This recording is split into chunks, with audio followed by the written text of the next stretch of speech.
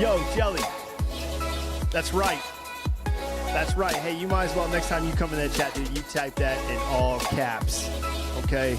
Say it loud, say it proud. Appreciate you coming in, man. Thank you for the sound alert. I saw that coming in. Sorry, had some technical difficulties starting up.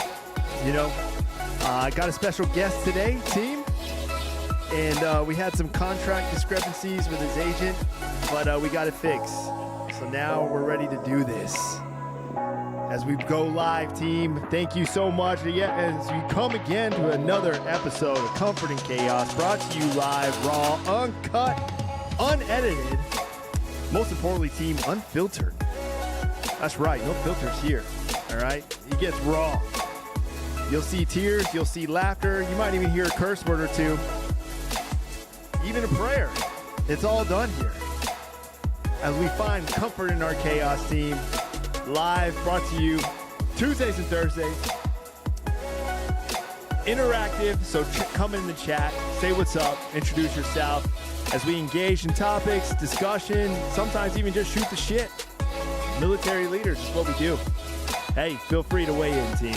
We're all here to learn from each other, all right, guys? So let's get ready to rock and roll.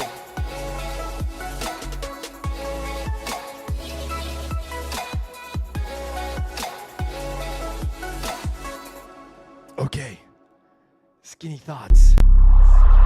Skinny thoughts. Skinny thoughts. Skinny thoughts. Yo, what's up? What's up? Hey, what's up, guys? Hey, Jelly, I see that. Let me fix this chat box real quick because it will interfere. There we go. Oh, there we go. Oh, man, it was making me look skinny.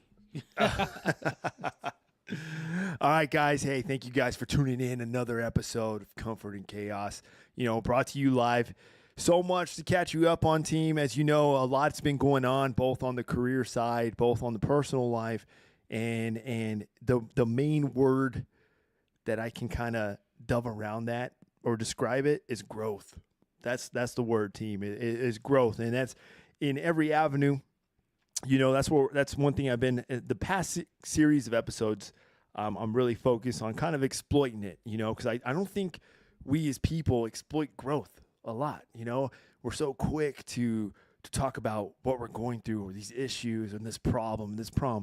But now, okay, I want people to start exploiting growth, dude. Like, project your blessings. If you are blessed, dude, don't hesitate. Show that shit, exploit that growth, physically, mentally, spiritually, emotionally, exploit it, because then it's almost like I see it, at least to me, I see it as, it's like when you're working out, and let's say you only could do 20 push-ups and you're hurting, you're dying, but you're putting in that work, you're putting in the work, you're doing more push-ups, and then finally you come to a time where you're like, okay, let me see how much I can do now. And then you get up and I just did 40. Hey, dude, exploit it. Keep going.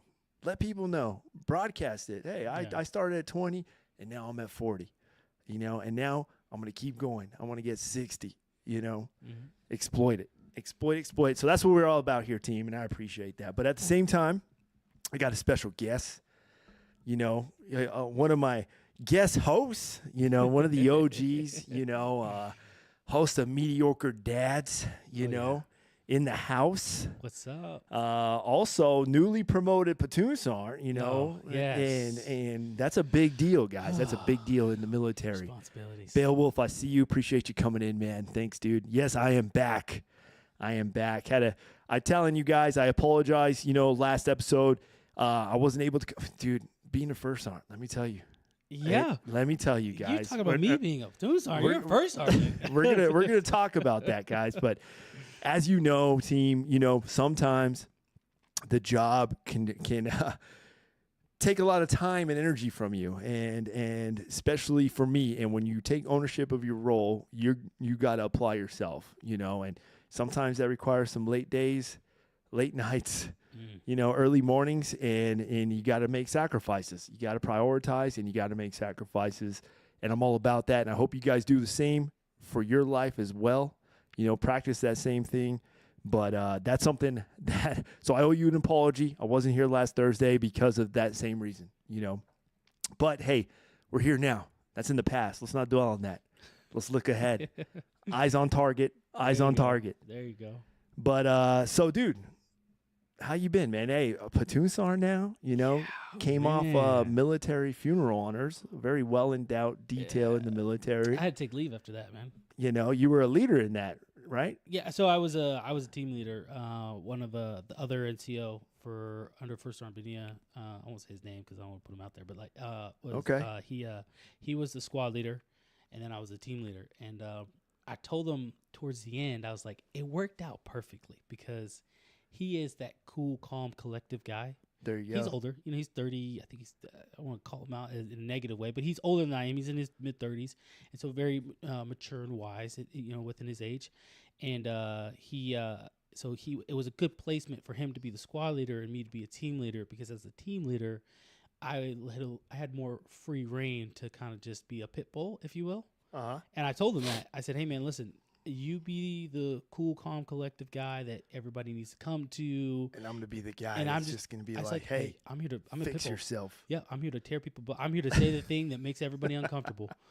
Hey, man, you look really stupid doing that. Did you feel good doing that, or whatever the case might be? You make people uncomfortable, man, and I was all about it. You need that. You Yeah. definitely need that. But at the same time, if that's your style, man, hey, bring your style. Don't hesitate to exploit your leadership style. Yeah, no, and definitely part of it is my style where it's not to bully anybody, but it's to it'll almost make you think like, I guess that wasn't a good idea. You know what I mean?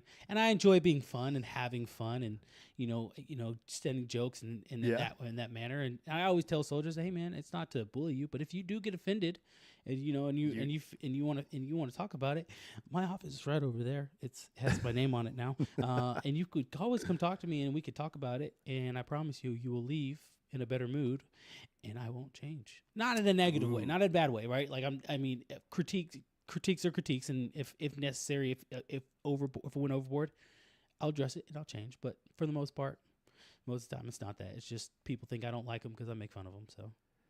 It's crazy in the combat arms world that you're brought up with like, hey, if the leaders are making fun of you or they're making jokes and they're cracking jokes with you and shooting the shit, that's because they like you. You're well endowed one of those ones. But if they're not talking to you, it's usually then okay. You got to start figuring out why is there no interaction? I said that same thing to one of the soldiers in military funeral honors, and I said it to one of the soldiers here now. I said, hey man. I said, listen, man, if I'm laughing and I'm joking with you, that means I like you. I said, if I'm not talking to you and I'm not laughing and joking with you, I said, that means I probably don't like you. And I was like, and it's not, I don't like it. It's not to mean I'm not going to take care of you. It just means you're not able to handle it. Right. Yeah. And so then I got to walk on eggshells around you. And so I was like, I was like, I promise you. And I told the soldier in the military funeral this. I said, hey man, I promise you. I said, you are going to appreciate when I'm laughing and joking with you rather than me not talking to you and even addressing you unless I need to. And it got to the point where it was like he would try to interject himself in the conversations that the group was having per se. Yep. And the moment he started to kind of get into the flow of the conversation, I'd kind of just take 2 steps back and walk away, and the conversation would kind of die out. And you would kind of see like, oh, it's like because I entered the conversation. And it's not, sometimes I did it to prove a point. Like, hey, man, listen, you had something good where everybody was team. And then you wanted to, there was other things he did to ruin that flow and that vibe of the team. Right. Yeah. And the effectiveness of the team. And so, but I told it, like I said, if most of the time, and that's the Army in which I came up with, and being stationed at Fort Hood and being in 3CR combat arms predominantly unit, of course. I got used to that culture where it was like, hey man, if they're laughing and joking with you, you're good. If they're not, something's wrong. If First Sergeant could call you out in formation and say, hey Wilcox, stop being a piece of shit, and you'd be like, oh crap, right? And in that way, you're doing everything okay. You're all right, unless he's serious. Yep. Right. But if he's not, if it's just kind of like everything's serious and robotic with him, and when he talks to you, then you probably know you're probably doing something wrong. So yep. That's all it was. Damn. But yeah, bringing that fire. But yeah, no, it was. But I think with that, obviously there's a line, but the purpose of it is, I think for me, it's mental toughness. It's to create mental toughness. Ooh, mental toughness. For Thank you for that sub. Speaking of mental toughness, Beowulf just showing, hey, mental toughness. And he says, hey, look at me interjecting myself into the convo right now. I like it. That's a perfect interruption, because the moment I heard that noise, I was like, what is going on right now? Yeah, appreciate that, dude. Appreciate that. Appreciate that. I'm kidding, dude. We'll give you a round of applause for that. That's what we're all about. That's the one thing about this podcast. We encourage it. All right? But yeah, no, I think I lost my train of thought. It's your fault, Beowulf. It's your Beowulf, fault, dude. It's your lost fault. his train of I thought lost my now. train of thought now. I don't even remember where I was at. This is why Joe Rogan doesn't do live. Imagine if he did live ones. Oh, he'd be all over the place. It'd be like, what the heck? You know what's funny? I initially I thought he did live. For the longest time I thought he was doing live, and then I remember watching an episode, and he's like, dude, I gotta piss. And the guy was like, yeah, me too. He's like, all right, hey, we'll be right back. Hey, cut it. Yeah, and they did a jump cut to when they come back, and we're back. It's so frustrating, because it's like Joe Rogan is like, hey man, you're having a great conversation right now. No, you can wait to piss, right? But then they come back and they're like, yeah, we were just having this conversation in the urinals, and then it was like a complete new conversation. You're like, but you were just talking about something good. And man, but yeah. Well, he's also doing it like 3-hour podcast, sometimes. That is, yes. It's so absurd how long. Shoot, I stand in formation for 30 minutes and I'm like, dude, I gotta piss. I couldn't. I mean, I could, but it has to be a good conversationalist. The other person has to be good at talking. And some people that I have interviewed, I'll be very frank, they're not super entertaining. And sometimes I'm like, I try my best. I have charisma, and I'm able to carry the conversations a lot of times. But a lot of times that can get very exhausting, though. Yeah, and what I try to tell guests is like, hey man, like this is a conversation. Fire. Yeah, like I don't need you to be as energetic as I am, but it's like, if you have something that you're passionate about, show people the passion. Show people the passionate side of whether you're selling something or whether you have this idea and you want to implement it, right? But have passion. Show the people that passion behind it, rather than, so I started this company and I think it's a really good company. What does your company do? Oh, we sell T-shirts. We sell T-shirts. And you're like, I'm gonna need you to give me more than that. Tell me more about the T-shirts. Are they cotton? Yeah, 100%. Are they poly? Like 50-50? give me something to go off of. Dry fit. So you'll appreciate this. I had a guy I was interviewing, and he was an older gentleman, and he, we were having a conversation. I thought this was gonna be a great conversation, right? And it was in a lot of different ways, but overall it was very dry because I had to carry the conversation. But I was rapid firing my questions to him. That's the way to do it. Because he was like, he would answer I would give him space and opportunity to elaborate, and he would give me like 1 or 2 word answers, and then they'd be like, look at me like, yeah. And I'd be like, are you ready for another question? You didn't fully answer my other question, but sure, here's another question I got for you. And I was like, man, we're 7 minutes into this thing, and I'm not confident we're gonna get to like 45 minutes. We made it to 50 minutes. But it was rough for me because I was rapid firing questions, trying to keep it interesting. So, yeah. Speaking of, when are you gonna come out with some merch, dude? Soon, hopefully soon. I was actually talking to after we talked. Non-GMO T-shirts is what the chat's saying. Non-GMO. Is that a thing? Can you do? Is non-GMO? Dude, I've seen there's so. I mean, can you label it non-GMO and get people like, oh, this is so healthy for me? Like, I don't even know what that means. No, it's all about the marketing, dude. You can be like gluten-free T-shirts. But gluten is organic, you all organic, gluten-free. You got to throw those buzzwords, Ooh, I have a perfect idea. Pastured raised cotton T-shirts. Pastured. Oh yeah, grass-fed. Grass-fed cotton. Grass-fed. Pasture raised. What does it even mean? I don't know. Organic cotton T-shirts. Just it just somebody reading that, you're just like, dude, I just need that shirt. I just want to feel warm. People in Austin are like, oh, I need that shirt right now. I need that shirt. They're Hell like, give me yeah. that shirt. That's the healthiest shirt I'll ever wear right now. And then you're like, yeah, dude, he bought them from Walmart. He put a label on them. Listen, you can do a lot of things, folks. You can make it in this world, team.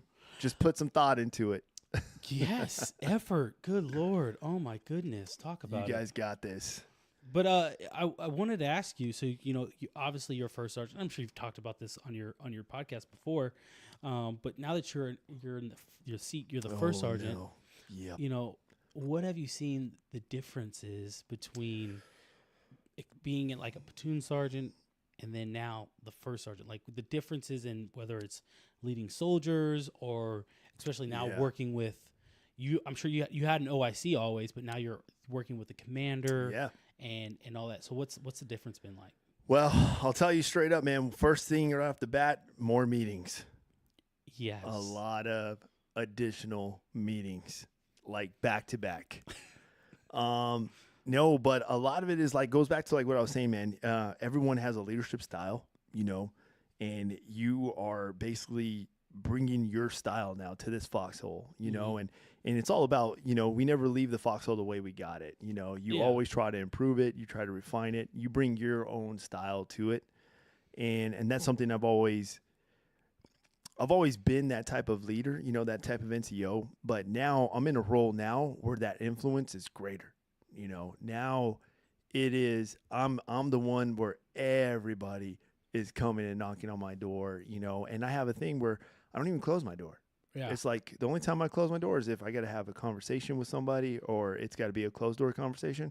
Other than that, my door is always open. I tell them my door is always open. Every single one of you, Be frank with me. Do you think that's going to last? Well, I've learned that since my lunch times have gotten shorter, I've learned to sometimes I got to close my door for lunch and enjoy my lunch, you know, and enjoy whatever 30 minutes I got of just decompress time as I'm watching email inbox just grow. And I'm like, dude, what in the world, But honestly, I take ownership in the role, and like you said, you got to be passionate, and as long as I continue to exploit that passion, no matter how I'm feeling, that is the first sergeant, believe it or not, has always been like the neck that controls the body. You are that the body, you're telling the body what to do. You're in that role, while the mind, is like the commander. They're making the decisions and all that, but you are the neck that's like, okay, let's tell the arm to do this. Let's tell the hands to do this. Let's make sure that they're doing what they're supposed to be doing, and at the right place, at the right time, and that's basically, I just own that role, but I bring my style to that, I always tell people, man, especially as NCOs, it's like, and it's NCOs, dads, whatever leadership role you're in per se. I was like, you set the tone and you set the good Lord, you set the tone and you set the pace. Yeah. And I was like, so if you walk in and you're upset, and it's very clear that you're upset and sad, I'll tell you right now, that office is probably gonna be really down, and people are gonna be like, hey, we gotta be careful because we don't want to, we don't want to awaken the lion type thing. But if you walk in there, hey, what's up, team? What y'all got going? High fives everywhere. People are gonna be like, woo! Everybody's gonna, what I'm saying. And it's not to say you got to show up there with fake it till you make it type thing. But yeah, as the first sergeant, even platoon sergeant, all right, you set the tone, you set the pace. You do, dude. And the big thing is, and I encourage you and anyone else who takes that role of like platoon sergeant on, because it's the same concept even as a platoon sergeant, the foundation you lay, that's going to dictate your leadership from that point on in that time there. So if the standard is only going to be what you allow it to be, and I knew that, and I hit the ground running with that, and I'm just continuing to maintain that. And as long as I have that, then they know, and it's the simplest stuff. Like, a good example, an LES. Hey, if you submit a leave or a pass, I want to see your LES attached to it. If not, I'm just kicking it back. Literally. And even though they may come up or we never had to do that before. Hey, I know, but now is someone new in the seat, and I want to see that. And here's why. But here's why. There's a reason for this, you know, and it's because I saw a leave form approved for a soldier, and guess what? They have no leave days. They're at zero balance now. But doesn't IPSA make you validate it before you approve it? Yes, Or but before so they can even submit it. even if they have, let's say they have 13 days, IPSA is not going to tell them, hey, you need 2 days in your balance at least. Yeah. It's just going to say, oh, you're requesting 13 days leave. You have 13 days. Okay, take your leave. Yeah. And it's going to say that. But me, I'm like, dude, based off the trend, you've had a lot of family emergencies. You had that. Let's save you, you know, and let me present this to you also. Hey, here's the issue, but let me give you a solution. Hey, you want to take this? It's right before opportunity to leave. I'll tell you what, why don't you save your days? You'll probably have 2 extra more days you can tack on and take your during block leave. Here you go. Boom. And then they're like, oh, I forgot. Yeah, I didn't even know that was block leave days, Top. Okay. There you go. Now, and not only that, now you have some days for a family, for an emergency. You never know. Murphy's going to happen. You want to have some days in your balance. You know, you don't want to use up everything. I always try to tell soldiers, and you're the same way. But you know, when it comes to leave, man, like never take all of your leave. Like what's his name? Yeah. Schlechter did that. Oh, Like he was trying to do that when he got back from wherever he got back from. This was like, I think this was before, this was last year, but he was like, yeah, I'm going to take 44 days. And I was like, first and foremost, you were gone for like 60 days, dude. Why are you going to take 44 days of leave? Oh, I just need, you know, and the commander over in where I was at recommended he, you know, and I was like, yeah, dude, cool story. But like, you know, like that dude doesn't get charged leave. So for him, if he would just want to take 44 days, he's just going to ask his boss. And if his boss says yes, there's no leave form submitted most of the time. He's just going to be like, hey, man, I'm going on leave. And everyone's like, the commander's on leave. Right? Yeah, and that's it. So-and-so is going to be in charge. Yeah, exactly. And that is it, right? And I was like, so like, you know, like you got to understand your levels, man. There's levels to this. You're not at that level. So like, one, you don't need 44 days. That's one, because you're going to get in trouble because you're a soldier and you don't know yet. Two, what do you got going on?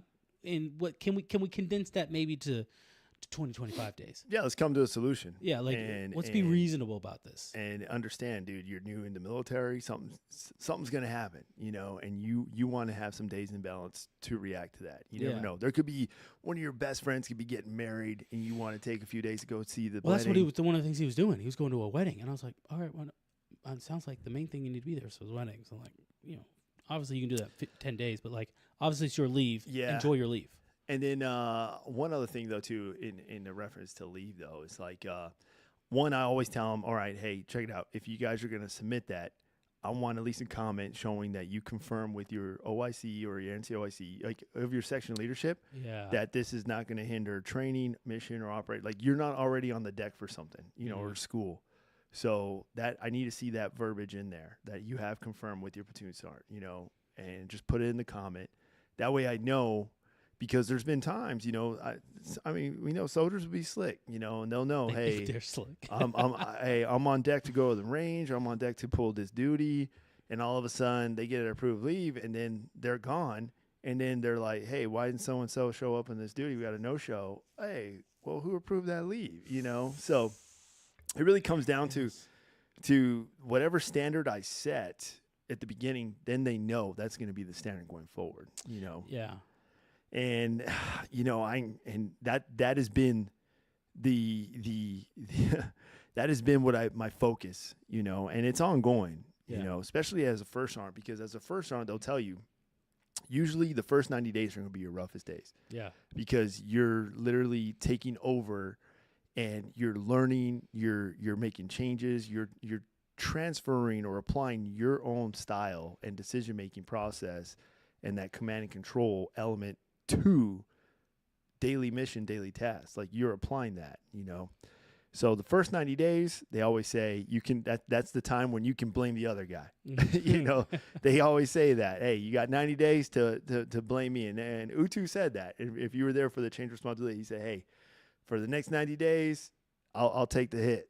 But after that, it's all you, brother. Like, that's what he said, you know. Dang. No, I wasn't there. I wish I could have been there. I was still. Yeah, in I know you Arizona. weren't there. You know, I feel bad that I wasn't Yeah, there. I know he wasn't there. I wanted to be there, and I actually looked for him too. I'm standing on the stage. I'm What sitting do on you the mean? chair. You knew I and wasn't gonna was be like, there. Man, I only see like 3 llamas out there. Dang. No, there was no more than 3. There had to be. If there was only 3, No, there was the Shame team. on The y'all. team was there. The team was there. shame on y'all. But no, it was it's just one of those things, man. Yeah. And I encourage you now, like you're in a role now where it's like, hey, you got to set the tone, man. You got to set the tone from the beginning, because whatever, it's going to be harder for you to change it and then react when you already set that foundation, you know. There's already things that I could tell that, you know, it's nothing against my predecessor, but there's already things I could tell you that they were very comfortable with doing, that I had to, in a real quick fashion, just nip it in the bud, right? Where it surprised a lot of people, but it also bought me some more grace with some other people, especially my direct boss, and you know who that is, Yeah. and so on and so forth. And, you know, one of the things that that I was proud to hear, I was happy to hear for myself, was the conversation was, we need someone who's going to be who can make a decision and live with that decision and confident in that decision, Yeah. but also that's not going to take any shit. And because there were a few people who've sat in that seat that would take a lot of shit and get walked all over, and then there was people who would lack the ability to make a decision and live with that decision. So you were a Cap Scout, right? That's right. 19 Delta, baby. And so you understand, if you make a decision while you're out in a combat zone, or you're out, whatever, you're out in operation, if you make a decision, you have to be confident in the decision, Yeah. and you have to live with that decision. You got to own it, whether it's a good or bad call. Whether a good or bad call, right? Because Yeah. you don't have the time or the luxury to sit there and think, well, maybe if I do this, and these intricate plans that people try to come up with. It's like, listen, make it simple. Simple is stupid, right? Yeah. And it might be stupid, but guess what? It might be the easiest and the best way to solve a problem. Yeah. And 9 times out of 10, most leaders, all they want you to do is solve their problems. That's really it. Most commanders, most officers in the Army, guys, if you haven't figured it out, they just want you to solve their problems. Just make so them they look have good. And they make it look good, That's and it. they have less Just problems. make them look good. You know? That's my job. Make the commander look good. Yeah. That's Yeah. it. Look out for get the commander 6, but get the soldiers 12. Yeah. That's what it comes down to. 100%. And I tell the soldiers, hey, you got to understand, as a first sergeant, my job is look out for your 12, get your 12 and your 6. That's what I'm doing. I told, you know. I also said, I was talking to have a conversation. I was like, you know, younger soldiers tend to look at the micro, their piece of the pie, their slice of the pie. Yep. And I said, as you progress and get more and more into the or in ranks, Yeah, higher you're gonna see ranking, it. you start to realize, oh, I was so focused on the micro or my piece of the pie, and now I'm at this position where I have to look at the macro, that I didn't realize that when the person who was in charge of me for so long was making decisions, they didn't only have to take into consideration what I had going on. They had to take into consideration what 15 other soldiers had going on, and how they're going to make this simple task, if you will, work for the company, the battalion, and the brigade to get the mission done. Yep. And have still everything flow. So then you start to realize, that sounds stressful. And you're like, welcome. You've entered to a place or a sphere of like, yes. Welcome to being a leader. Yeah. I had it's funny, I said, I reason I brought that up, new soldier, you know, they're role playing right now, right? And Yeah. Bolus, and you know who I'm talking about. Yep. He was like, he had this moment where, you know, he heard things that were coming and he had to do, and he was like, he kind of just sat there, and we were just having a conversation. There was like 4 of us, and he just stood up and he's like, son of a gun. And we're all like, what, dude? He goes, I just realized I have this on Friday. I have this on Friday. He's like, Sergeant, what are we going to do? And I Chief looks at me And I go, and I'm laughing, and I'm just kind of like this, like, in my head, like, bro, I already thought about this. This is already in my head. It's already been decided. I've given you the information you need to succeed. You don't need to know every single. You don't need to know the steps or the ingredients I used to make the pie. Yep. I've already made the pie. You just need to go eat the pie at this point, right? Yeah, And he was like, he at that moment, I was like, hey man, as you become a leader and progress more and become a leader in the Army, you'll see what I'm talking about. But I was like, hey man, I've already thought about this. I've already figured that out. I've set you up for success that you don't have to think about that. And he was like, oh, okay, yeah. And all the other soldiers were like, I mean, did you not think he would think about that? Like, did you not just realize that you had to do that? And he's like, yeah, I forgot. And I was like, oh, okay, man, teach him a moment here. But it's one of those things, right? You gotta look, we as leaders, we're looking at the macro. We're trying our best to focus on the micro, but we have to look at the macro in order to make the best decision, not just for you, but for the 15 other soldiers that we're responsible for. Jeez. That's it. Absolutely. You hit it right there, dude. People don't factor in that micro and macro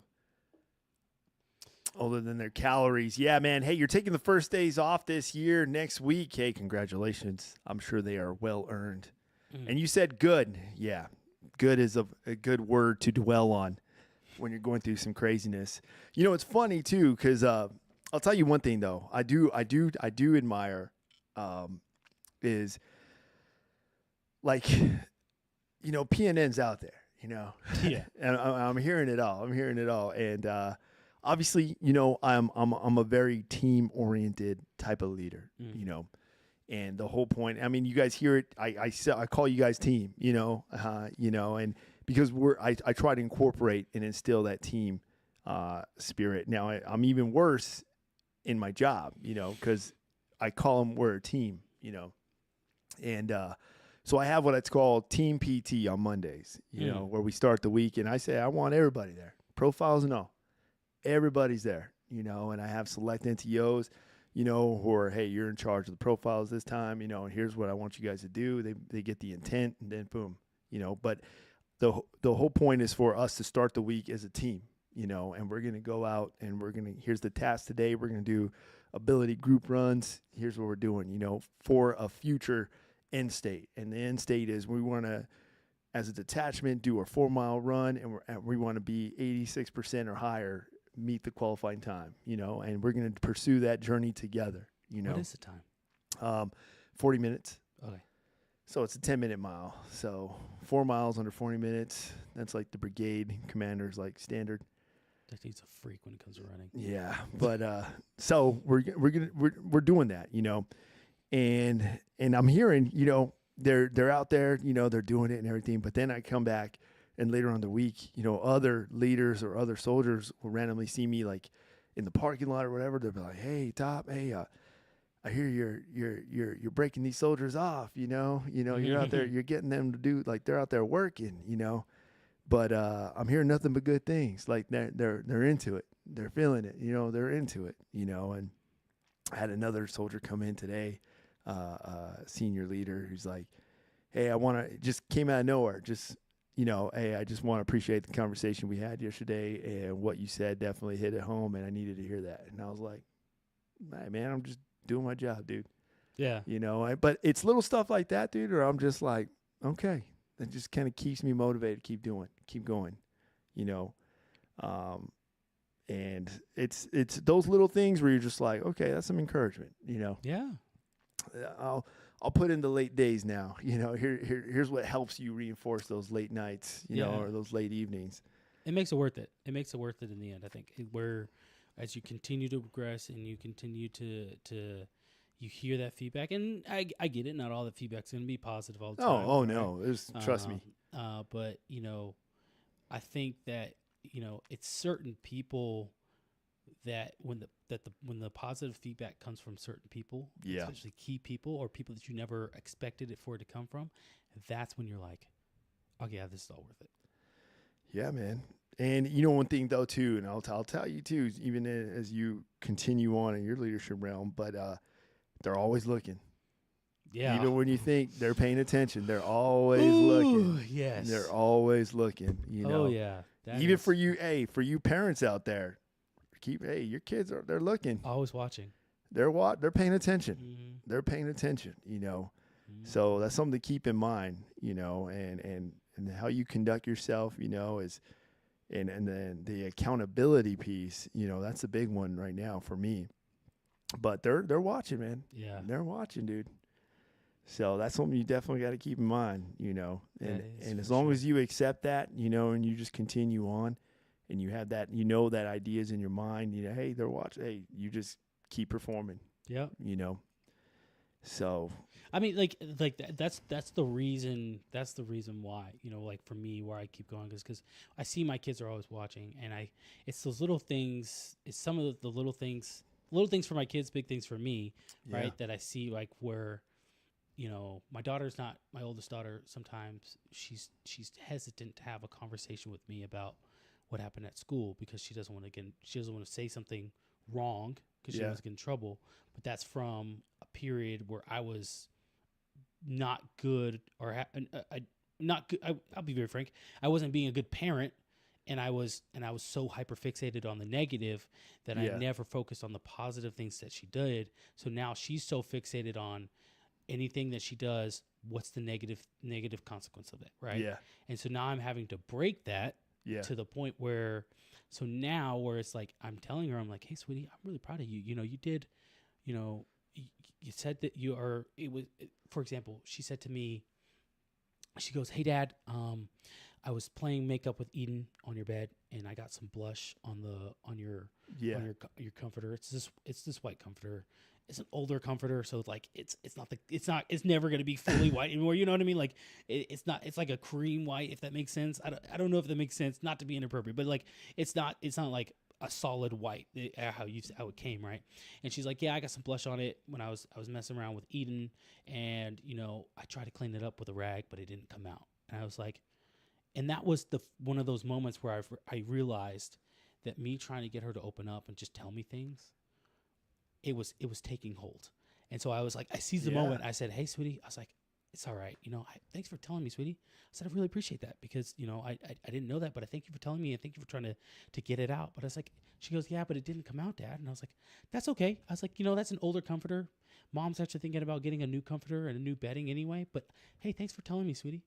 She's like, yeah, Dad. Went back to her playing. And I was like, yes, freaking finally. Right? Because before she would be nervous or wouldn't want to tell me those things. Yeah. And now I'm trying to, get better at my own parenting, if you will, where it's like, hey, because they're always watching, like you said, they're always watching, always listening, always paying attention. I'm like, all right, cool. I need to just change these things and let it set hold, and then over time, it will come out, right? You'll see the fruits of your labor, if you will. So it's one of those moments. It's one of those moments, man. No, I totally agree. And one thing to add to that, though, at least from my experience, is there's always room for growth. Yeah.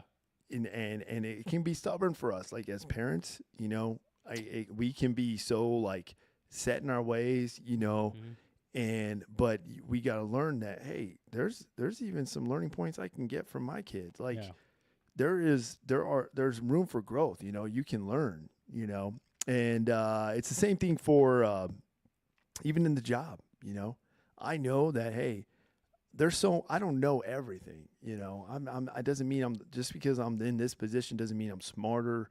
It doesn't mean I make the best decisions in life. It just means I got the experience and I got the knowledge that got me here, but I still got room to grow. Yeah. Let me grow, and I'm going to learn something. Like I still can learn from our conversation. I can learn from this. I can learn. And as long as I maintain that humility approach, it's I guess there's always going to be that it's a way to kind of be successful in that position. I think that's one thing I've always been taught too, is one of the best characteristics a leader can have is humility. Yeah. No, I agree. And that has always stand by me, because you can learn from your team. Somebody on your team has special knowledge and skill sets in this. Someone on our team has special knowledge and skill sets on this. Okay, bring it to the table. Let's learn from here. Yeah. I when talking to newer soldiers, especially those who are older ones, I always tell them, I said, hey, you've had a life experience before the army, right? And it's like, don't forget that experience or say don't value that experience. I was like, utilize that experience to bring it to see what you can provide to your new job, to your new profession, the military, right? And I said, 9 times out of 10, if utilized correctly, if put in a good way, or articulated in a good way that's understandable for everyone to understand, and say like, okay, we can do that way, I guarantee you they're gonna be like, man, I don't know where that idea came from, but that's a really good idea, man. And for you, for a person who has a different experience, you're like, oh, that was like the easiest part of my job before I joined the army. I thought everybody knew this, you know what I mean? But it's like, nah, man, like that's great. I appreciate that. You made our lives 10 times easier rather than going through, say, the old way of doing things, the one way we want to do things. But on the humility aspect, I think I learned a big part of that lesson yesterday, and you know what happened yesterday with that individual. And I finally, like when he texted me, when he was the text back and forth, and I was like, all right, I'm gonna just woo-saw it out, right? There's always room to grow. Yeah, the humility, and me, truthfully, one of the biggest things, I had been reading in Psalms was about, was it Psalms or Proverbs? I think it was Proverbs. It was Proverbs. I'm sorry. Was about being quick to anger, and the fool always getting angry, right? And man.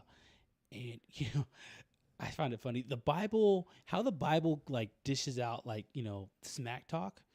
It's called hear it over and over, a verse we're calling someone a fool, and then 9 times, for me, I always put myself in the position of the person being called the fool. I'm like, I don't like being called the fool. You know what I mean? Yeah.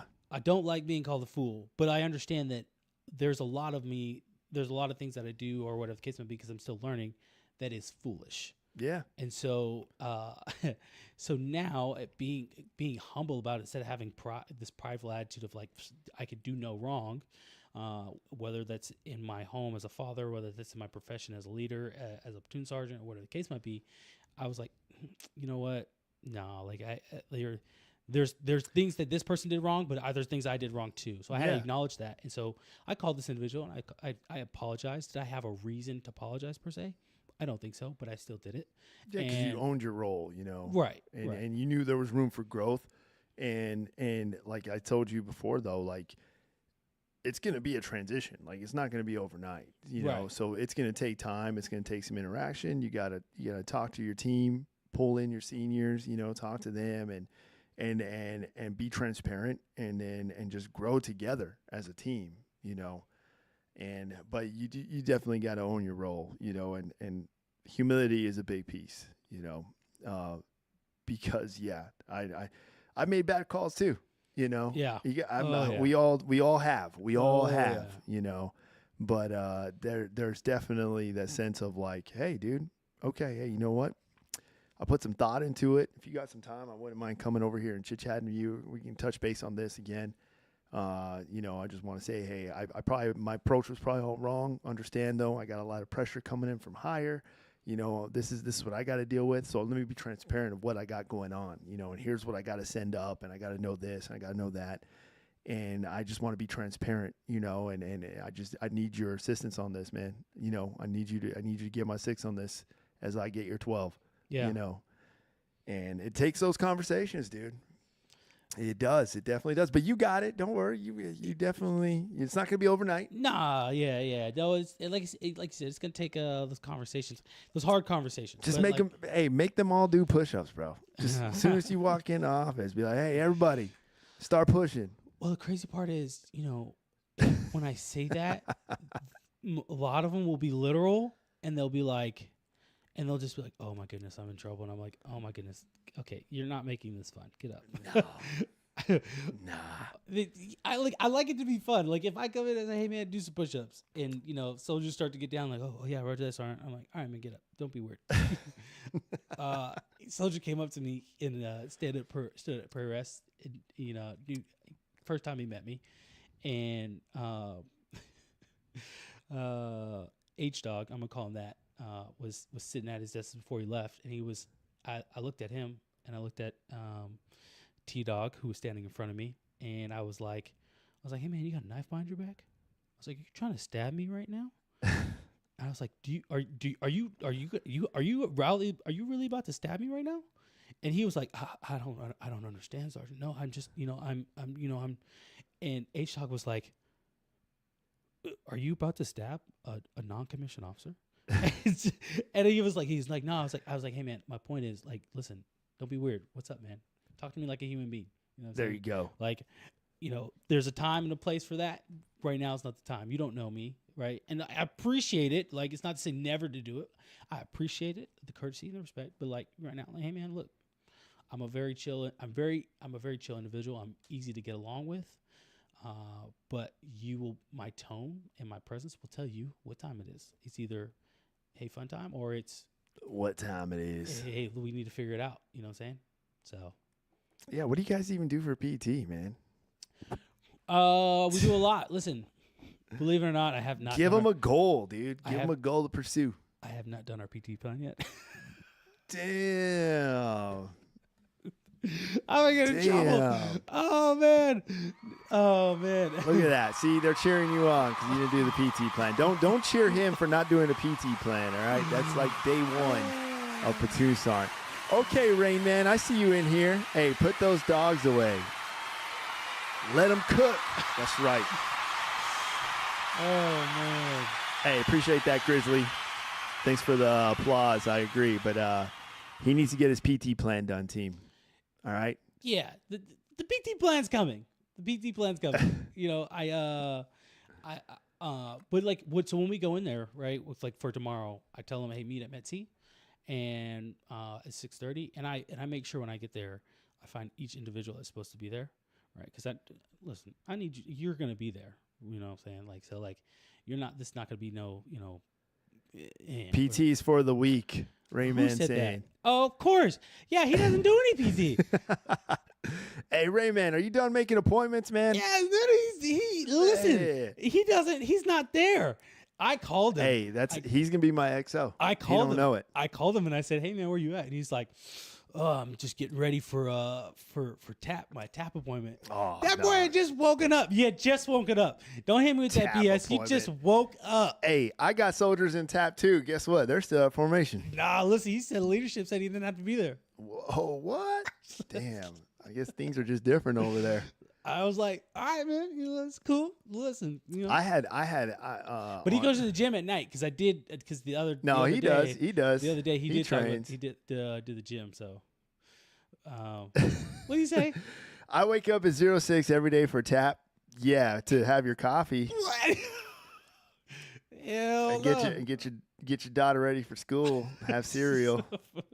It's okay, dude. Eat your Wheaties. Hey, I'm not in your chain, bro. So you don't gotta. Hey, you do whatever you want, bro. You do you, boo boo. You ain't gotta defend yourself in front of me. Just be glad you're not a headhunter. If you're a headhunter, it'd be different.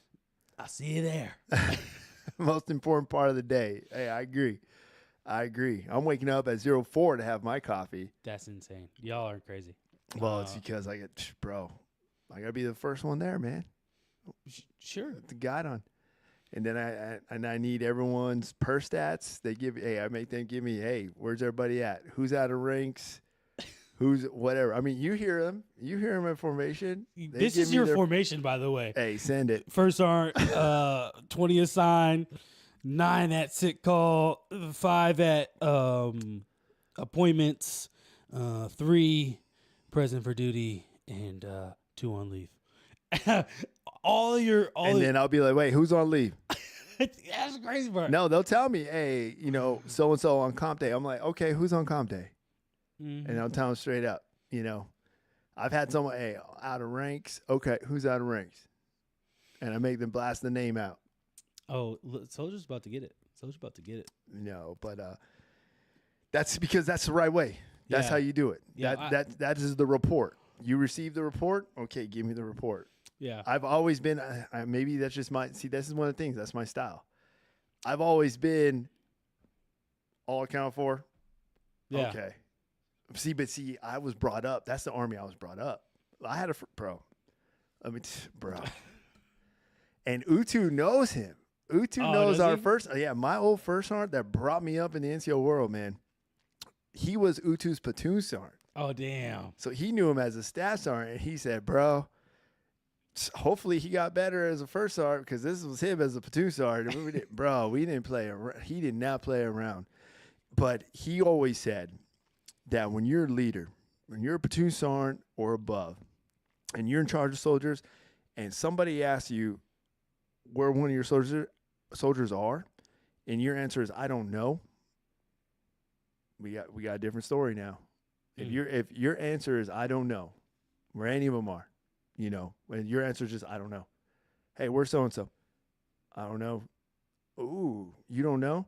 So he instilled on us as a leader, if your answer is you don't know where one of your soldiers are, he taking that as you just don't care. Yeah. Because then that means you don't care. Mm-hmm. But he would use another term. He just said, I don't give up. Yeah. That's what he would say. Yeah. So I'd rather you tell me you don't give up Yeah. rather than just tell me you don't know, because that's what I'm hearing. So yeah, so that is the thing. So I know now I have to make sure my platoon sergeants, when you're giving me that report, you're tracking where everybody's at. Like, I want you to track where everybody's at, what they're doing, because I know if Sergeant Major comes to ask me, I'm gonna be like, if he asks me, hey, who's out of ranks, I'm gonna be like, hey, Sergeant so and so, Sergeant Major, and here's why. Okay. But if I told him, Sergeant Major, I don't know, I'll find out. That just looks bad on me, But that trickles down. Yeah. That trickles down. So I think I'm learning that because I have to keep in my head where everybody's at. I'm like, okay, such and such is here, such and such is here, such and such, they gotta go here. And you're sitting there and you're like, bro, I got so many. I have 20 how many people. do you have? Okay, 20 people. 20 people. I think it's 20 including myself, so 19. 19. Yeah. Dude, I wish I had 19. I have 148. Yeah. Imagine. Hey, put a number on everybody. And 48. Just put a number on everybody. You're number 48. Hey, where's 48 at? I think he's at an appointment for sergeant. Sounds good. So, man, I 19 people, and I would say it's very it's a learning curve, because when I was in the orderly room, I had 5 or 6. Yeah, dude. 6, right? 5 or 6. Dude, I look back now. CDAT was so easy. Like it really it was the easy life. It really was. Don't get me wrong. It was the easy life, dude. Freaking, I'm like the last one to leave the damn building. Like, the parking lot is empty when I'm leaving. It's depressing. It's depressing, dude. To walk those hallways, you're just like, damn, where's where is everybody everybody? Yeah. Like, you see the and jet. Sergeant Major's gone already, and you're just like, oh, this is sad. Bro, this is just sad. What am I doing in my life? The thing I realized working in the O room, right? When everybody sends those emails, hey, send me, need done by COB, and you're like, bro, I just spent all of my meetings with you. How did you expect me to get the thing done by COB when I was with you the entire time? I can't. COB is what is COB then? Because it's not 1700. Because 1700 is when we had the last meeting, and I'm finally sitting down behind my computer looking at emails, trying to handle soldier problems, but also trying to make sure your intent is met, right? And so what I've come to realize is, like, when they say COB, I'm like, you know what? I get it. It's important. I'm gonna do my best. However, if you leave, and you asked me to send you something, you said you needed it by COB, and you're gone for the day, and as my boss, whatever. Yep. Well, guess what? You're gonna get that tomorrow. And like, it's not to say like I'm just like disobeying or disregarding what you say. It's just a matter of fact of, like, if it was that important, and you didn't wait till you saw me standing in front of my computer, yeah, right? Because again, I was in meetings with you all day, and then I'm sitting behind my computer, and you say, hey, do you got that thing? I'm gonna knock it out right now. I got you, right? Now, obviously, there's more to it, right? Let's peel the onion back. Obviously, as a leader, you have to learn how to delegate. Yeah. And you have to learn how to be able to trust the people that you put into positions of leadership or of power, if you will. No, it's very in certain true. positions, you have need to that learn trust. to trust them if they're going to accomplish the mission, they may not accomplish it to the standard you would have done it at, or to the way that you would have done it, but nonetheless, they were still able to get it done. And so you have to accept that and say, all right, cool, they got it done. That's it. The intent was for it to be done, and it's done. It may not be done to the level in which you would have done it if someone had given you that task. Yeah. But all that means is, hey, we have some room to improve. Here's how I would like you to do it for next time. But great job. Thanks for getting it done. Appreciate that. I can trust you to give you more tasks now, rather than sitting there thinking, man, I have so much to do, rather than being able to delegate. A lot of leaders where I think what they don't learn is delegation. Yeah. Delegation, and I would also say shared understanding. So, okay, you're going to have to unpack that for me. So shared understanding goes both ways, So let's say let's say you're one of my soldiers. Let's say I have to give you an event-oriented counseling. You miss formation or something. Okay. So I'm going to pull you in and I'm going to counsel you because you missed formation. Now, I got to allow myself to have shared understanding to, one, hear your side of the story. Okay, yes. Why did you miss it? What's going on? Is it childcare? Is it you woke up late? Is it operator error? Like you just were negligent on setting your alarm? Or is it you had car issues or whatever, But I have to open myself for that shared understanding. But then now you have to also have that shared understanding now, and understanding why it's important for you to be here, or to maintain that accountability, or maintain that communicative platform. Like if you're going to be late, call ahead or call somebody. Like do your due diligence and let somebody know, have that shared understanding, because there's a reason why, you missed this, or you missed this, or you were tasked for this. Well, you have to have that we have to have that shared understanding. You have to understand what your role is here, what your expectations are under me, and now I want to understand, what is it that your goals are? What are you trying to pursue? What are you trying to achieve? So I can help and support you getting that, and that shared understanding, it goes both ways, it really does. Yeah. I think I like that, because I've been late before. I'm not gonna be. I'm not tracking. gonna want to be.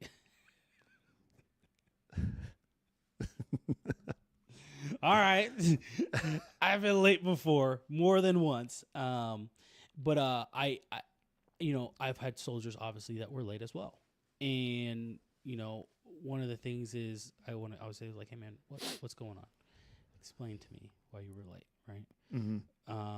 And the soldier finally, and this is on military funeral honors, right? I made it a big deal, because there was another soldier at the same rank who had been late repeatedly, and I was like, hey man, fair across the board, you know what I mean? So like, you gonna get the same work that these other two soldiers got for being late, and what are the consequences they had. So afterwards, I had a conversation. I said, hey man, what's going on? He's like, man, honestly, the power went out in the barracks, and my phone wasn't charging, and so my phone was dead. And so when I woke up, I realized I was late. The power's back on. I plugged my phone back in. It was charging, and I called you immediately. I'm so sorry. And I was like, that's all right. And he's like, what do you mean that's all right? Like, it didn't seem like all right like 20 minutes ago. And I was like, do you think I've never been late before? Do you think I've never, like, you think that, like, the life hasn't happened to me before where something happened and I wasn't able to do my alarm, didn't hear my alarm, whatever. Like, it's okay. I was like, but now you understand how important it is to be on time. And so now one of the things that you're going to check, double check and triple check is make sure you're good to go when you wake up in the morning and you have what you need and the alarm goes off on time.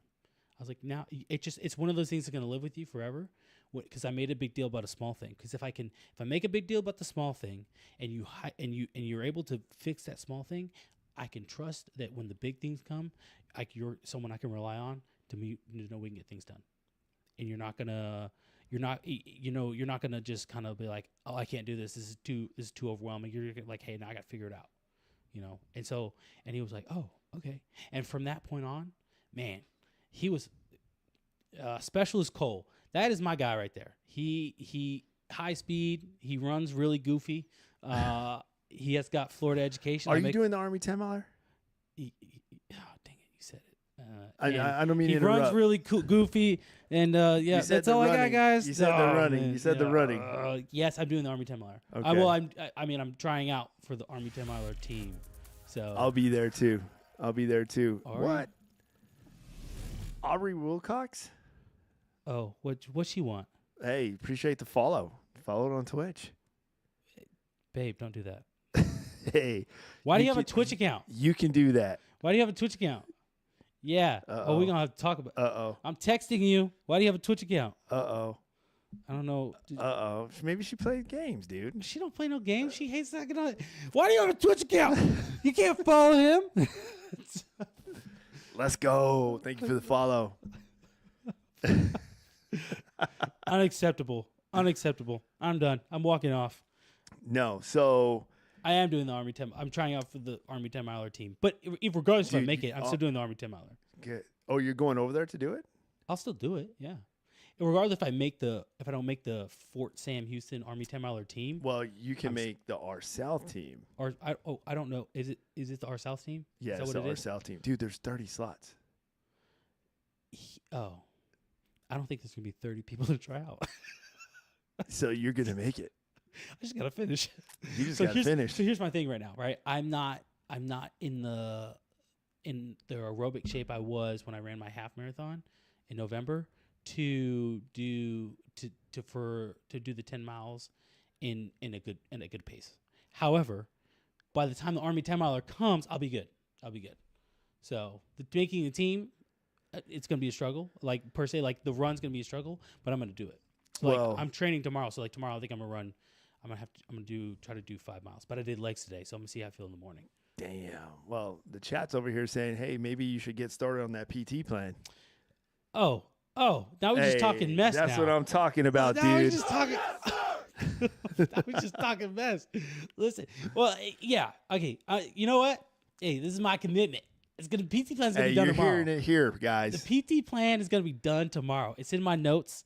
PT plan is gonna be done tomorrow. All right, he said it. Let's see. Accountability is everything, right, team? There we go. It's gonna be done. I'll finish. It's gonna be. I think I gotta do 90 days. I got it. It's easy money. Dude, start off with ability group run. Start the week off. There you go. Easy. Yeah, but Alan's gonna kick my ass. Who? Alan Espinoza. Oh, really? Is he a runner? That dude is. Yeah, I know he don't look at it, but he can. He's got some aerobics in him. He can outrun Rayman. No, he used to. He used to. I think he used to give him a run for his money, and you could tell me if I'm wrong, but I'm pretty. When he first got here, because he came over from RASP and all that. Yeah. And when he first got here, and that's the commitment I need from him again. But when he first got here, he would wake up at 4 a.m, go run 4 or 5 miles, and then come do PT. And that's why he was a lot thinner than he was now, obviously. But that's what he was doing because he wanted to get back to RAS. But then coming here, being CI, seeing the operations, I think you get comfort kills. Yeah. And he complacency kills. Yeah, complacency kills. There we go. I was trying to throw in your logo over here, but way to ruin it. Complacency. But complacency kills. Yes, and so he got very comfortable. And so then that resulted in where he is now, which is he's not in a bad place, but I know he can do so much more. Yeah. And so it's just one of those things where it's like, hey, man, you got to start eating right again. And then you got to just, keep going. But he can run. Like we went and ran 3 miles, and I'm not gonna lie to you, I was sucking wind, and I was like, man, I haven't ran like this in a while. Because right after military funeral honors, when I went on leave, I was working out, but I was not doing any running or anything. I was just doing bodybuilding style gym stuff, gym bro stuff. And so when I got back, and the first day I got back, first arm was like, hey, we're going to do this crazy circuit. And I almost did. I was like, nope. And he asked me, he goes, why were you running so slow? And I was like, dude, I haven't ran. I was like, Damn. that was the first time that I went on leave, and I was like, nope, I'm here to enjoy my leave. I'm still gonna go to the gym because I like the gym and I need that. But like running and all that, that's not part of my workout regimen right Yeah. now. I am here to be just be on vacation right now, and that's what I was, and that's what I did. So now I got to get back into it. So, Well, are you we'll doing the see, Army dude. time, Tyler? Yeah, dude. Oh, you did. Oh, you are. Yeah, I'll be there. I'm not excited for it because I hate running, but some of my soldiers call me out and they, hey, you're gonna motivate us to do all this PT and everything. Hey, so I kind of obligated, to be there, but I'm still gonna do it, and I'm gonna give it my best, I'm gonna finish. I don't know what kind of shape I'm gonna be in, but Yeah. yeah, dude. Because after like 7 miles, I'm like, dude, yeah, it's. I'm gonna be like, God, you got the rest, right? I actually I don't know what it is. I'll be there in spirit, handing out beers at the beer tent. Hey, I'm gonna hold you to that, Rayman. You better. Hey, they need volunteers to support it. So I better see your name. I better see your name on the volunteer list because they're looking for people to hand out water. Probably be a road guard. Oh yeah, you can be at June the 8th, end to hand out some beers. Okay. Yeah. June 8th. 05:30. Absolutely not. Oh, dude, that's easy fix. Don't worry, you're already on the list. I already put your name down. Yeah, on man. the volunteer list to support it. You said you're going to be available, man. So I told First Sergeant. I know you don't got no appointments on Saturday. Oh man, oh yeah. Weird, you signed up. Okay, you better be there. You better be there. There's slots available, so all you gotta do is show up and finish, and you're probably gonna get it. Yeah, absolutely. Yeah, free TDY to Washington D.C. Yeah, and then to go run 10 miles.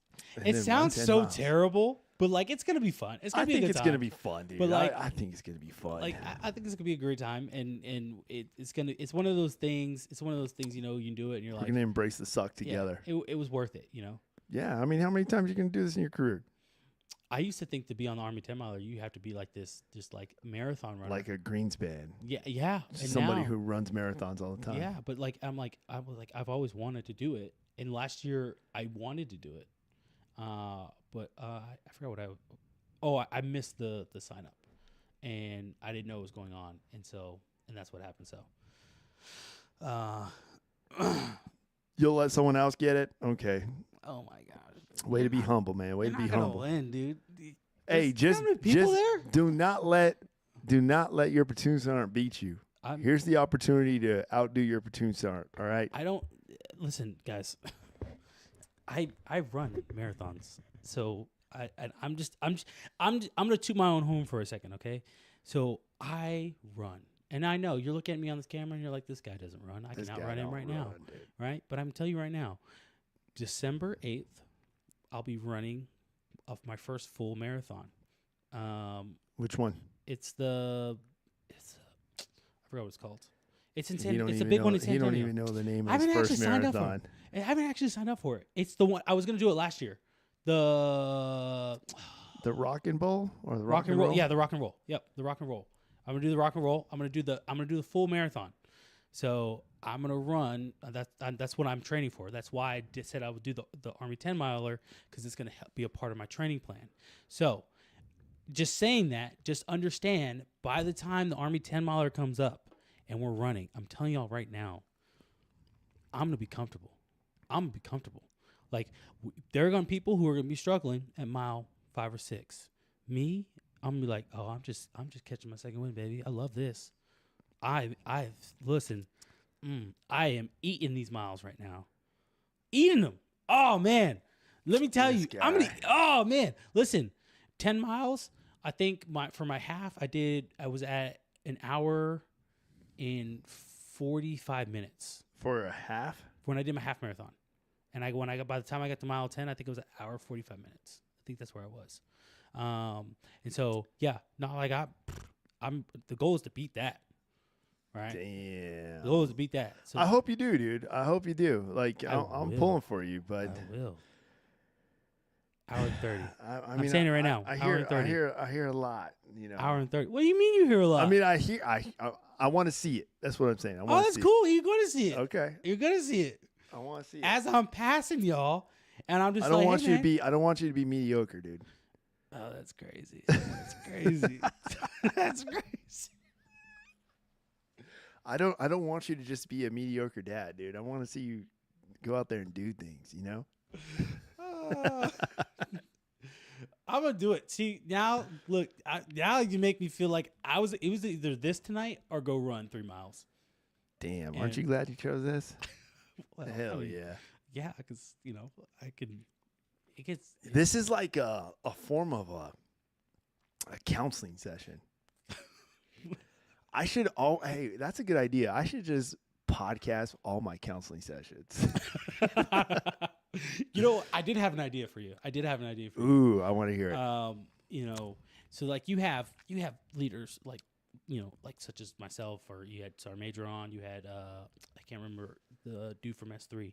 Yep. And you Right. had First Sergeant on. You have His different name's right? Oh yeah, you have different leaders on. But you've never had on Ooh. the other side. The soldiers actually being led. So you never had now I understand, Yeah. fraternization and there's the rules and all that, right? So you have to be careful about that, obviously. And it's not to say you have to do Well, I've soldiers tried here. to get Rayman in here. He was a soldier being led. Dude, you have a cool story. I don't know. So you know what? Speaking of that, Everybody, see, that's the thing, though. It's funny because everyone I get, like, I've tried to get, like, so I plan on getting, like, I want to get, like A Coast, First Sergeant. I want to get 717's Ops Sergeant Major, and he really wants to do it, but he wants to do it, like, not alone. But it's just like they think, like, I don't know if they're just camera shy or they feel like they're just not going to have things to say. But I'm like, dude, here's the thing. Like, everybody has a story, you have a story, and everything will just flow from there, because every single person who's told me that, and then they come and then they're like, at the end, they're like, dude, that was way different. Like, I'm down to come back. Let me know when you want me to come back, and because then they realize, like, oh, wow, it was different. It was just like, so many people overthink podcasting. All right, so I'm going to talk about podcasting for a second. So many people overthink it, and they think that when you sit down with somebody, that everything has to be scripted, everything has to be planned out. Yeah, like you're on Fox News or CNN and you're reading a teleprompter. No, most podcasts. Why podcasters are so successful? Timcast, Patrick Bet-David, Joe Rogan, Theo Vaughn, Call Her Daddy. Why these podcasts are so successful is because they are good at having conversations. It's like when you're writing and you start and you have the outline, right? When you do a podcast, you just have an outline. You have certain things that you would like an agenda. Yeah, certain things you would like to hit, but it doesn't mean you have to hit all of them. No. And then the best part is you might have that agenda, and then you start having this conversation with somebody, and next thing you know, you're like, hey man, this agenda is crap. What you were talking about, crazy. I had a crazy story about a guy who his dad beat him with or his dad got beat with chains, and so then when he was a dad, he would be his dad got beat with chains, and so then his dad didn't want that for his kids, but his dad was still abusive, right? And it was in a different manner, right? But he's still physically, but not with chains, right? And he thought it was he was doing less because it wasn't with chains, and his sons and his kids wasn't going through what he was going through, right? But still, nonetheless, right? Having that conversation, I didn't know that was going to come up. Yeah. So then our conversation went to that, and then that was like, man, we had a conversation about it, and it was great. And then we went and we reached an hour, and next thing I know, we had a 20-minute spiritual conversation, and I was like, never would I have known in a million years that this conversation was go there. But that's the point. That's the whole thing with podcasting. It's just a conversation. We have conversations all the time. Think about the conversations you have in the office when you guys are just shooting the shit, right? Yeah. imagine if you have a microphone in your face, Dude, and I a camera on think your that all face, the time. and literally, boom, you're podcasting. And if we did that in the Army, we're just like, hey guys, we ain't got nothing going on, get the equipment out, and we're just gonna have a conversation, and we're laughing and joking around. Guess what? Next thing you know, they're like, I don't know why, but these guys are hilarious. This is funny to me. They're talking about this, and they're having a podcast, and like their podcast is funny, and they're at work, and like whatever. So that is what I it agree. is. That is what it is. no, I agree. And I'm trying to. So the next thing, and you guys are going to see this, but I'm going to have a few episodes where I'm going to have like a group in here. Yeah, man. I want to at least have like 4 deep, 4 of us in here. So 3 others, and I would like to have that because I could only imagine the conversation and everything that's going to come out of that, and the learning points and just the all around good time, fellowship or whatever it be, I just think it'd be great, You get a person right here, and then you scoot over and get 4 people right here. Yeah. Make it work. And I'm telling you need a neon sign. Oh my gosh, this guy. Joe Hey, Rogan has a neon know sign, what? and it's I'm freaking dope. I'm praying about it. I'm praying Look, about you it. got first timer money. You know what I'm saying? That's funny. That is real funny. What do you mean? You got first timer money? I wish that was a thing. I actually wish like if the Army actually did that, like based off position, just like in any job. You go work for a corporation or whatever, you get promoted to a new position or an elevated position, like a supervisor position or whatever. It increases the pay, because you have increased responsibility. Yeah, but you're only in that position for a little while. Well, I think, what is it, a year, 18 months? It's like an 18-month or 2-year position, 24 months. It's 2 years? First sergeants, 24 months. Commanders are 12 months. Oh, it must be nice to be them. Good Lord. You got to deal with that BS for 2 years. Yeah. And they're like, oh, What up, Recon? you better be good at it. And you're like, I'm all right, man, but like, I'm 16 months in, and I'm hoping it to be over soon. Yeah, but life goes on, man. I'm just gonna own my role, take care of my foxhole while I'm in it, and get ready for the next guy. There you go. Hell yeah, Recon, what's up, man? Appreciate you coming in, dude. Long time no see, dude. I've been hitting some Call of Duty, and you haven't been in. Wondering where you at. Hope all is well. Gosh, I got to download Discord. You do. I don't. Wait, okay, why Discord though? Why can't we just be on Xbox chat? Well, because Discord comms, like, it's flawless. Literally, there's no lag. It's clear. It's concise. Do I have to pay for Discord? No, you can. It's free. I download it on my Xbox. Yeah. Oh, do you play on PC or do you play on Xbox? Xbox. Yeah, you can download on Xbox. It's available now on Xbox, and you can run your comms off that. You just disconnect your game chat comms. You just mute it, and then you just in the party in Discord. Can you still hear the game? So chat even now? when your game is, yeah, you'll still hear the game audio, but even you're just not gonna hear the chat audio. Oh, so you won't hear the game chat. So like Yeah, you won't hear the game. Well, you can turn that on because it'd be part of your game audio. Gotcha. But Discord is definitely where it's at, man. Yeah. Okay. I'll have to. And like there's times too where I'll even have like just full on just Discord chat. Open up Discord, people will just hop in the lobby and we're just vibing, having a good time. I was thinking of even doing like a podcast where I just open up Discord and have everybody just click the link, hop in, come share a story. Dang. I told my wife, I was like, I should be a streamer now. I should just get on there and stream my video games. Mediocre dads, gaming. There you go. Look, I'm not good at it, but I talk a lot of mess. Cap, you're on every night, dude. You have not been on when I've been on. You know what it is? He has his thing on he's on Xbox where you can put it like you can't. It shows they're not available. Oh, Or Xbox doesn't do both. You got to pick Discord or game chat. PC does both. Oh, Yeah, Yeah. I know PC does do both. Xbox doesn't do both because PlayStation does both. yeah, but Sony's better. Yeah, because PlayStation. Sony makes everything. That's why. But that's why. So that's why PlayStation probably does it. But like Xbox, man, they got some dinosaur equipment going on over there. I mean, it's Microsoft, so Yeah, but they have updates for everything except their Xbox. They just put it in. They just put that same console in a new box, right? It went from this to this to this, to this again, and Which now one it's do back you to the tower. The X, I think it's The latest one? The latest one. That's what's But up. I bought it from my friend, one of my best friend's brother, because he moved to PC. Oh, dude, just get a PC, man. You got all that fancy hardware. Just I spend so much money. I would, because for editing, I want to get a PC. I do. I mean, you can run everything off of it. Yeah, and that's my thing. I want to get a PC, but man, a lot of these PCs, the PC that I would want to get, it's like $1,200-$1,500, and that's like the low end for the PC for like editing, video editing, and then as well as gaming and multi-use and all that. That's like $1,200 to $1,500. That's the low end, and that's a used one. Damn. And like that's a whole setup used, versus like I would be paying like $800-$900 for just the PC, and then getting the monitors, and then getting the everything else. Like that would tax on a lot of stuff. And the most expensive thing, you have a PC, right? You have a PC? Yeah. The most expensive thing is do the PC. What's that called? The game card? Graphics card. Graphics card. That's ridiculous.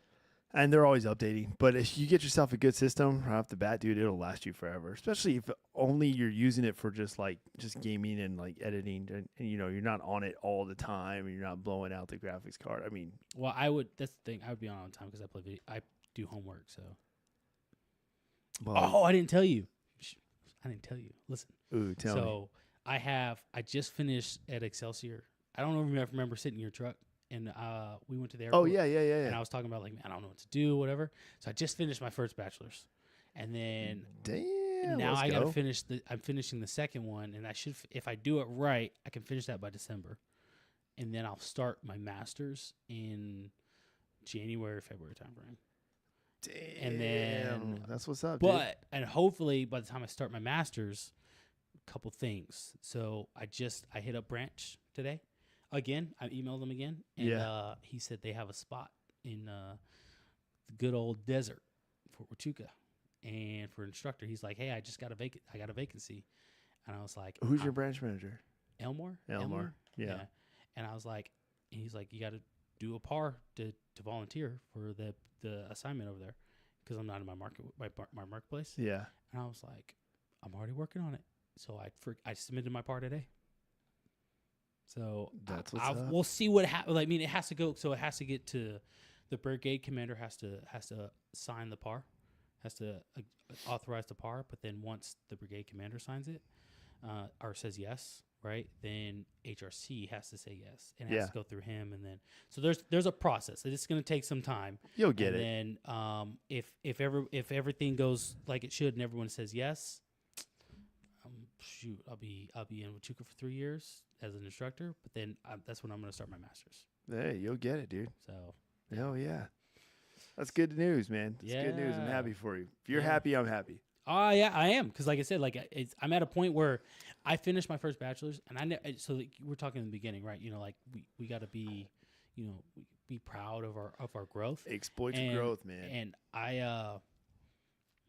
only told like 2 people. My wife, obviously, she knows, and the in-laws know. And well, now about 1 million people are about to hear it now. Yes, and I think you too, Ray. I see you. And I think I told my parents, but I didn't broadcast it. And you should, dude. But like you put in the work. I didn't feel like that, I didn't feel like I worked for it. You know what I'm saying? I feel like I worked for it. So. Yeah, but that's still a huge achievement. You put in the time, sacrifice, the Chat GPT, like. You did it all, man. So I mean, it takes a lot, dude. It's not just something anyone can just get out there and do. See, he laughs because he knows what's up.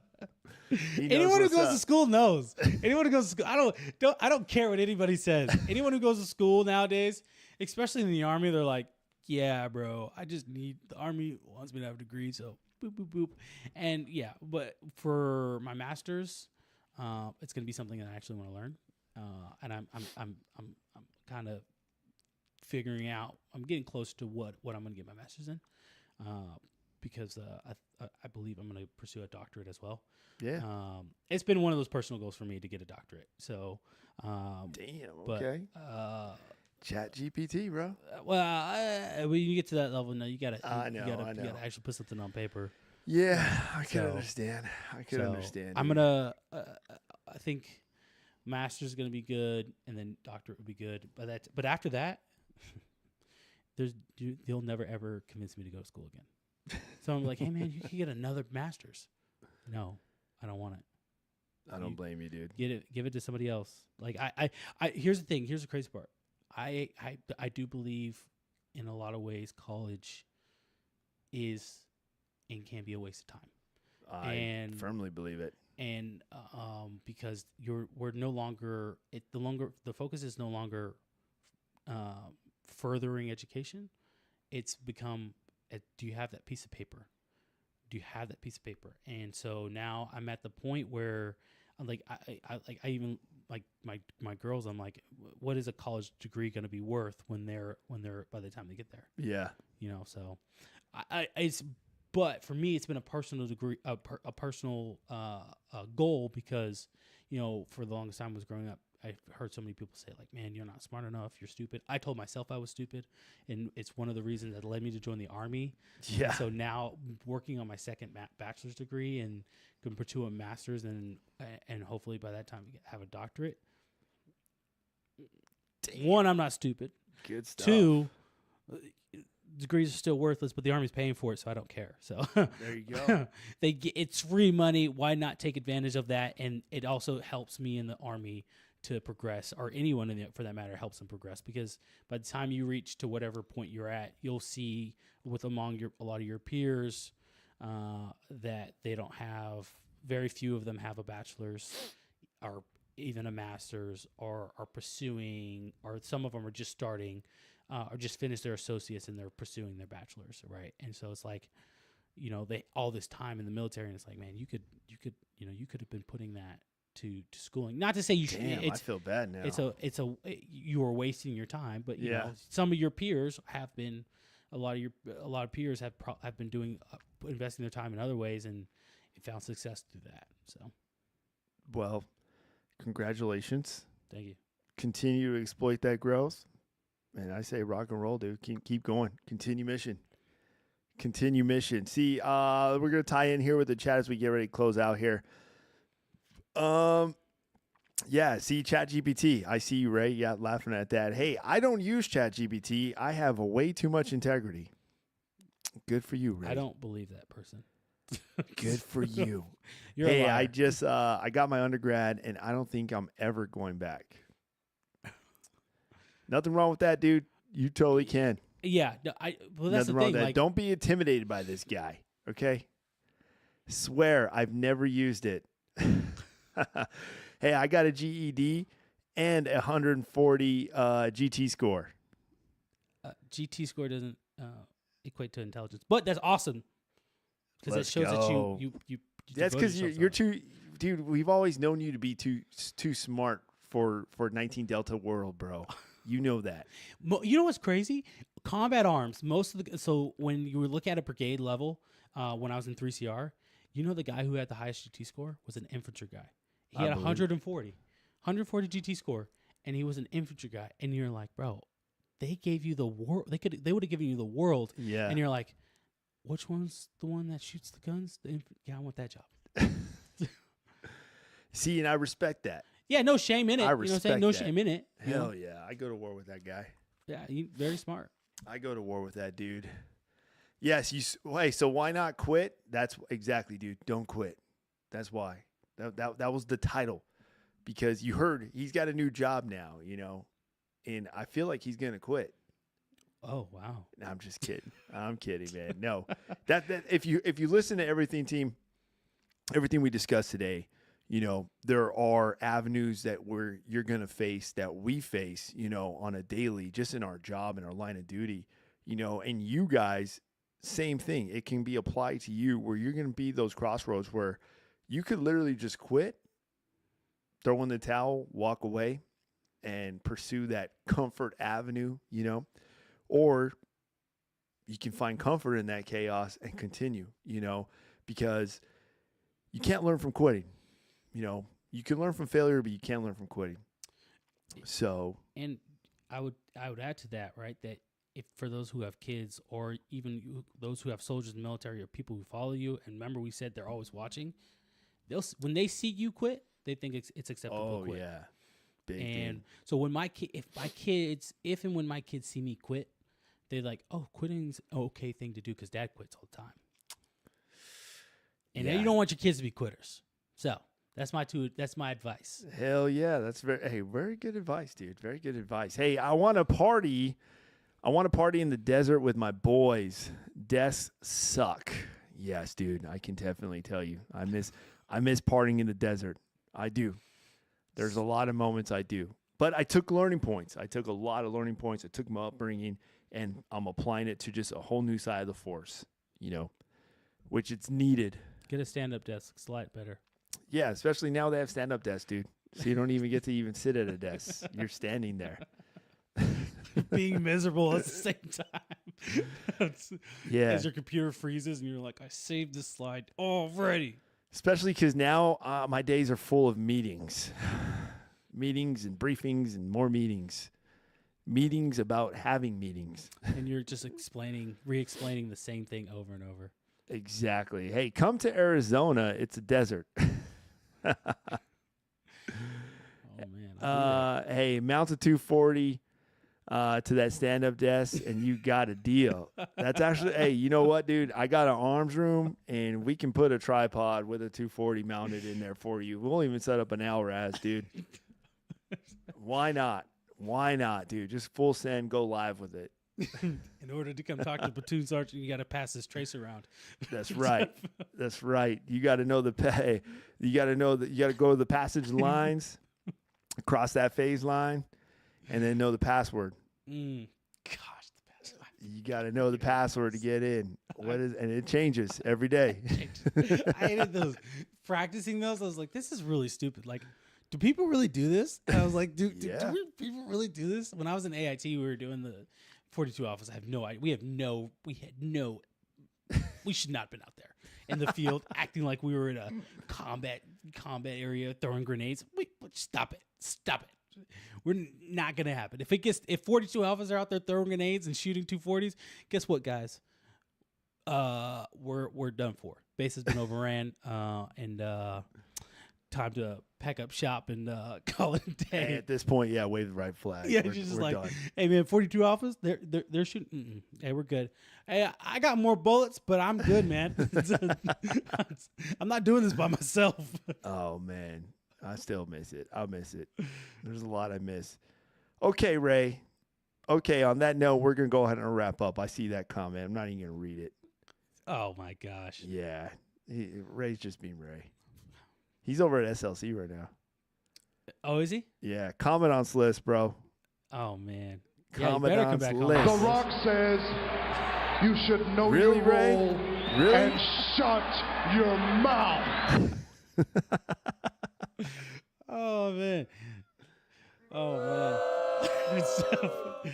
Yeah, he's probably look. I know he's gonna get comment on his list. Hey, I want to go to SLC. Tell me what it's like. Is it hard? I don't think they're gonna give SLC slots out anymore like that. So. Yeah, no. But now you don't need the PME. Yeah, but so here's my thought process though.